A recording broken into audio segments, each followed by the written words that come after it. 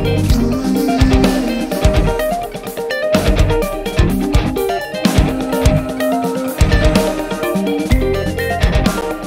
guys, welcome back to the channel. I know it's been a while, but I'm finally back with a new video. So do you ever feel like you come up with a great guitar tone, it sounds amazing, it sounds huge and heavy, but the moment you put it into a mix, it just sounds weak? So today we're gonna talk about why that happens, and I'm gonna give you a few tips on how to make the guitar sound huge in the mix as well. Spoiler alert, that usually doesn't have to do with guitars themselves. We're gonna talk about that in a second. So let me just show you this session that I was working on. Many of you know that I kind of stepped away from heavy music. You know, sometimes you need those chugs and you need those guitars to sound huge, or at least have a decent impact in the mix. So yeah, let me just play this section for you.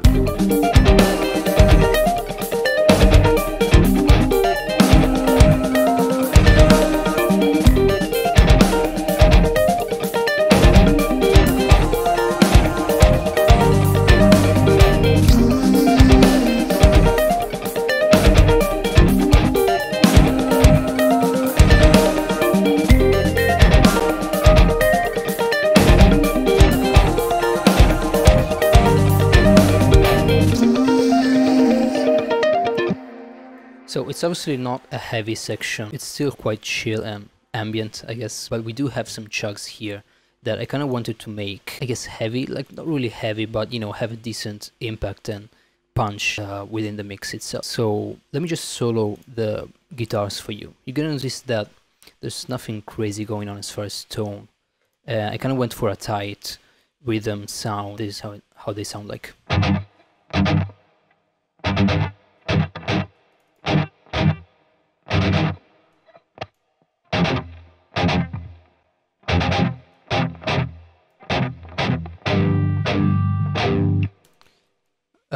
Yeah, nothing special really. I'm using the Abasi plugin, and there's the EQ and multiband compression that, you know, just to tame the palm mutes a little bit. That's it.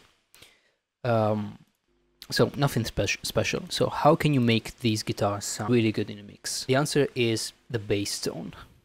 So the most important thing for the guitar tone in the mix, in my opinion, is actually the bass tone. So you need to get it right to make the guitar sound, you know, blended together and grounded within the mix. So let me just play the same section again with the bass this time.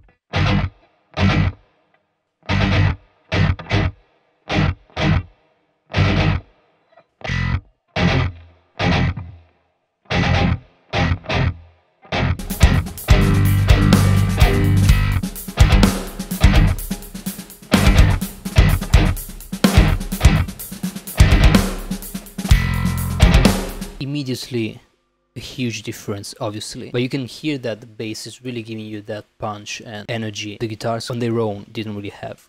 So the bass is actually the most important thing for the guitar tone in the mix. So this is what I'm using for the bass, and so this is not a sponsored video, although Submission Audio did send me the plugin as a gift to try out.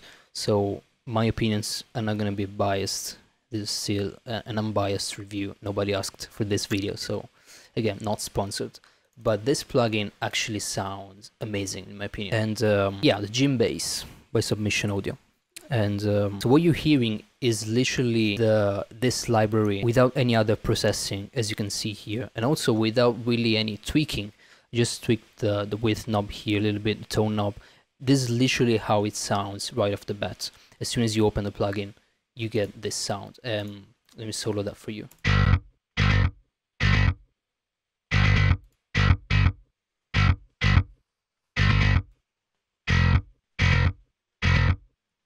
As you can hear, it's amazing right away, and you don't need to do anything. So this is particularly great, I think, if you're not too well versed with the mixing and, you know, post-processing. You know, just get this, open it, and you're done. Basically, you have a great bass tone. And I think this plugin is amazing for this. You also have obviously the option to turn off the amp and use the Clean DI, which sounds very realistic in my opinion. So if you want to tweak obviously your own bass tone, you can do that.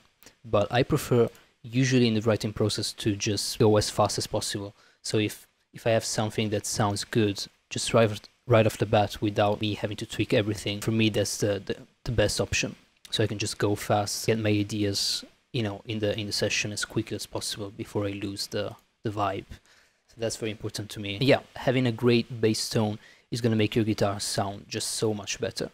So take your time and make sure you nail the bass tone as well. So you really have two options to go about that. The first one is obviously getting a plugin like this that sounds done, basically, that sounds perfect right off the bat. Another one that I really recommend is the Parallax by Neural DSP. So if you have a clean DI, you can get pretty much the same result very quickly with this plugin.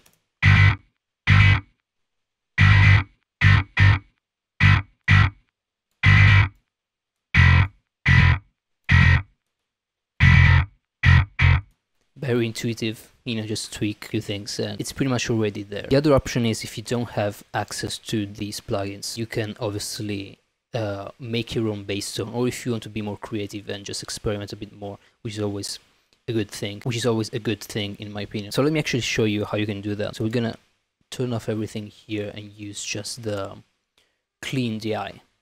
So the most common way to do that is obviously to duplicate the track and having one track for the low clean DI, low end, so the clean DI for the low end, and then the amp track for the grid and the distortion. This is probably the most common production trick, but there are some people that don't know about this, so make sure you're doing something like this for your bass tones to make to have basically the cleanest possible results. Let's call it bass DI here and bass amp. Alright, I have the clean DI here, and I'm gonna basically just open an EQ and roll off everything above, let's say 250. So we basically have just the low end on this track. And then we're gonna do the opposite for the other track. So we're gonna roll off everything below 250.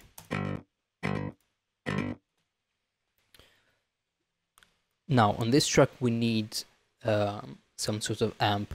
You can use guitar amps, honestly they work great, or you can use things like the Saturn plugin, which is I think what Nolly uses for his bass tones. You can get great results with this plugin as well. But for this time, we're gonna use, yeah, let's try maybe a guitar amp. Usually works great. Let's try the Nolly. So I guess like a crunch guitar tone, or actually this type of amp usually works really well. It's a bit too aggressive, but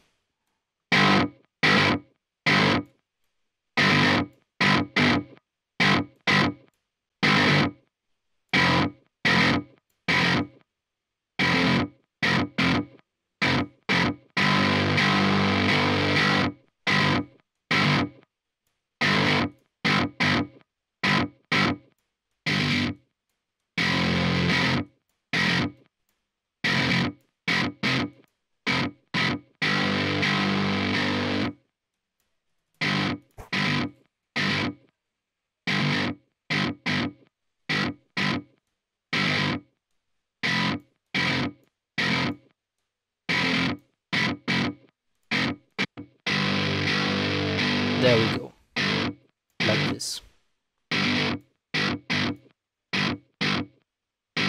So let's see with the low end as well.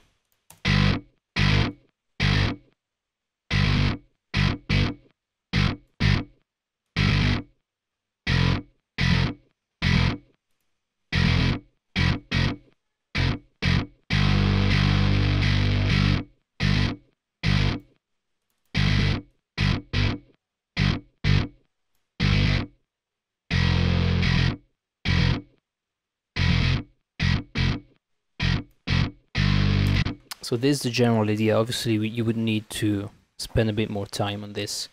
What I do usually is obviously use bunch of compression to tie everything together. You can even compress the individual tracks as well, and usually do that. And yeah, you can go crazy with compression on bass tones.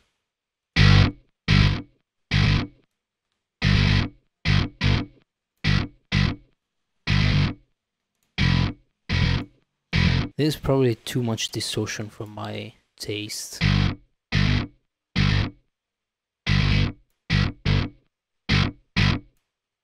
But I guess you get the general idea. And usually what I do is compressing the low DI as well quite heavily to make sure the low end is, you know, stable in the mix.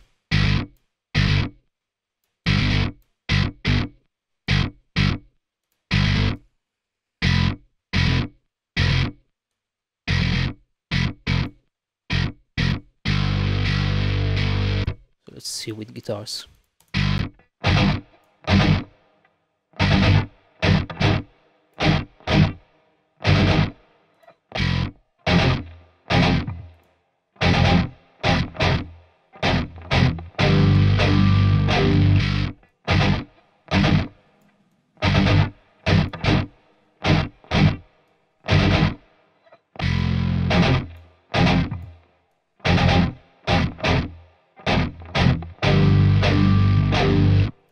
Yeah, pretty good.